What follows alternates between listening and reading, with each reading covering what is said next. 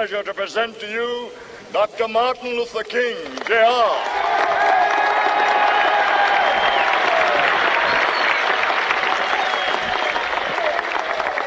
I am happy to join with you today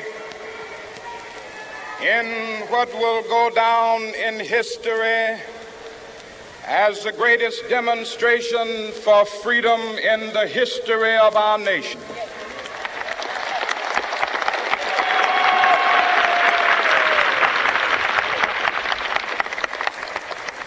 Five score years ago, a great American in whose symbolic shadow we stand today signed the Emancipation Proclamation. This momentous decree came as a great beacon light of hope to millions of Negro slaves who had been seared in the flames of withering injustice. It came as a joyous daybreak to end the long night of their captivity. But 100 years later,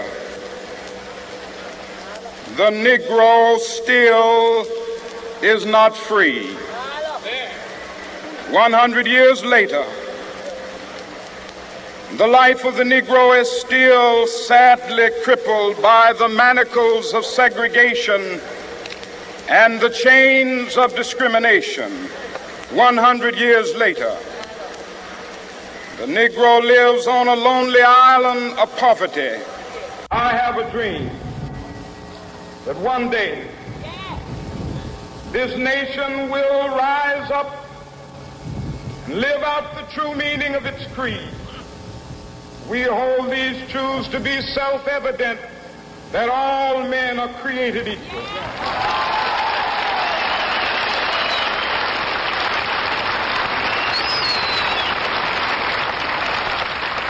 I have a dream that one day on the red hills of Georgia, sons of former slaves and the sons of former slave owners will they be able to sit down together at the table of brotherhood. I have a dream that one day, even the state of Mississippi, a state sweltering with the heat of injustice, sweltering with the heat of oppression, will be transformed into an oasis of freedom and justice. I have a dream. My poor little children will one day live in a nation where they will not be judged by the color of their skin, but by the content of their character. I have a dream today.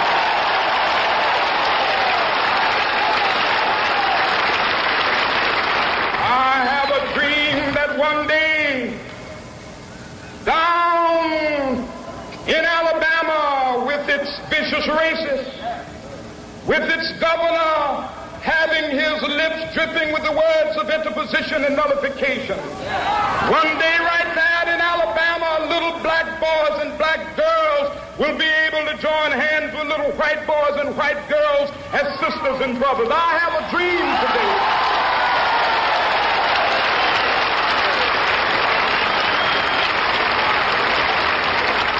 I have a dream that one day every valley shall be exalted, and every hill and mountain shall be made low. The rough places will be made plain, and the crooked places will be made straight, and the glory of the Lord shall be revealed, and all flesh shall see it together. This is our hope. This is the faith that I go back to the South with.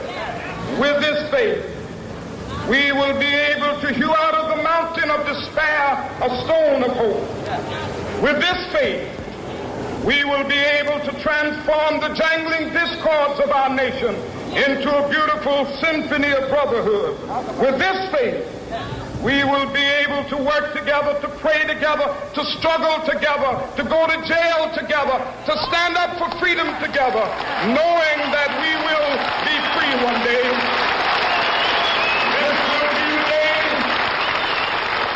This will be the day when all of God's to sing with new meaning, my country, tears of thee. Sweet land of liberty, of thee I sing. Land where my fathers died, land of the pilgrim's pride. From every mountainside, let freedom ring. And if America is to be a great nation, this must become true. And so let freedom ring.